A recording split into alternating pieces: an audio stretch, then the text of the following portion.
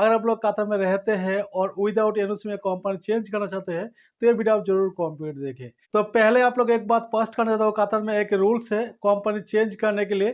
Qatar का labour law है, उस लॉ का मुताबिक ही आपको कंपनी चेंज करना पड़ेगा और लॉ का मुताबिक ही होता है।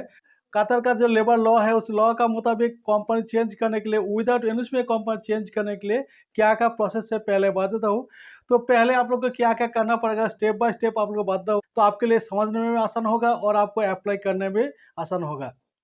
पहला स्टेप में आपको क्या करना पड़ेगा, पहला स्टेप में आपको रिव्यू योर एम्प्लॉयमेंट कॉन्ट्रैक्ट। आप जिस कंपनी में रहते हैं उस कंपनी और आपका साथ जो एग्रीमेंट हुआ है उस एग्रीमेंट मुताबिक ही चलेगा। उस एग्रीमेंट एक्चुअली क्या हुआ है ये आपको पहले जानना है। एग्रीमेंट अगर 2 साल का है तो 2 साल पूरा हुआ कि नहीं हुआ है। अगर आपका 2 साल पूरा नहीं होगा फिर भी अप्लाई कर सकते हैं, लेकिन पहले आपको रिव्यू करना है, पहले आपको देखना है। उसके बाद स्टेप टू में secure a new job offer.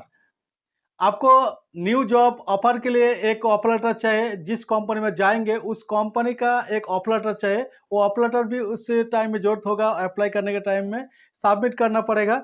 उसके बाद स्टेप 3 में सबमिट योर रिजाइन। तो आपको रिजाइन देना पड़ेगा। आप जिस कंपनी में रहते थे उस कंपनी से आपको रिजाइन देना पड़ेगा।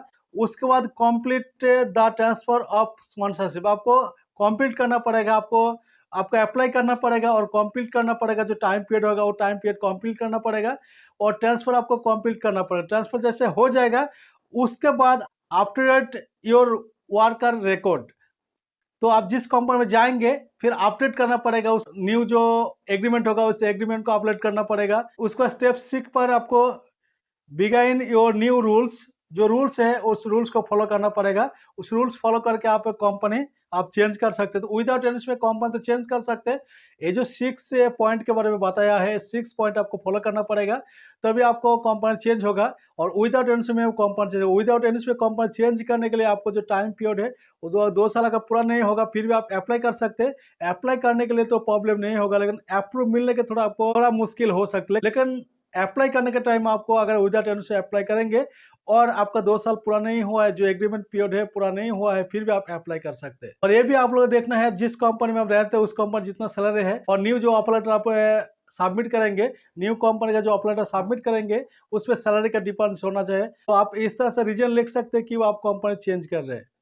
तो उम्मीद करता हूँ विदाउट एनओसी में कंपनी चेंज करने के लिए आपको क्या क्या डॉक्यूमेंट्स चाहिए अभी दिखाता हूँ। तो अभी स्क्रीन में शो हो रहे इतना सारे डॉक्यूमेंट्स चाहिए विदाउट एनओसी में कंपनी चेंज करने के लिए। उम्मीद करता हूँ पूरा आपको समझ में आ गया है कंपनी चेंज करने के लिए, विदाउट एनओसी में कंपनी चेंज करने के लिए क्या क्या डॉक्यूमेंट्स है और क्या क्या प्रोसेसिंग है वो भी आप लोगों से जानकारी मिल गया है।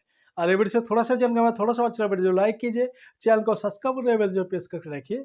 इसी तरह हेल्पफुल वीडियो और अनुसार को मिलता रहेगा।